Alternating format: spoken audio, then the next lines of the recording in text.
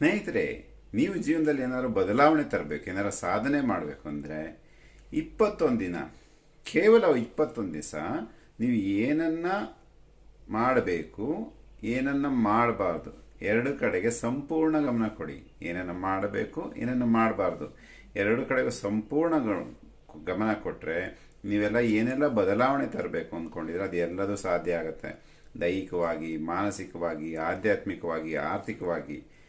ಏನು ತಿನ್ನಬೇಕು, ಏನು ತಿನ್ನಬಾರ್ದು ಅದ್ರ ಕಡೆ ಗಮನ ಕೊಟ್ಟರೆ ಆರೋಗ್ಯ ಸರಿಯಾಗತ್ತೆ. ಏನು ಕೆಲಸ ಮಾಡಬೇಕು, ಏನು ಕೆಲಸ ಮಾಡಬಾರ್ದು, ಸಮಯ ಇಲ್ಲ ಹಾಕ್ಬೇಕು, ಇಲ್ಲ ಹಾಕಬಾರ್ದು, ಯಾವ ಥರ ವರ್ತಿಸ್ಬೇಕು, ಯಾವ ಥರ ವರ್ತಿಸ್ಬಾರ್ದು, ಈ ಥರ ಒಂದು 21 ದಿನ ಮಾಡಿ ನೋಡಿ. 21 ದಿವಸ ಒಂದು ಕೋಳಿ ಮೊಟ್ಟೆ ಮೇಲೆ ಕೂತು ಒಂದು ಮರಿ ಮಾಡುತ್ತೆ. ಕೋಳಿಯ ಮೆದುಳು ಇಷ್ಟೇಷ್ಟು ಇರುತ್ತೆ, ಕಡಲೆಕಾಳಷ್ಟು.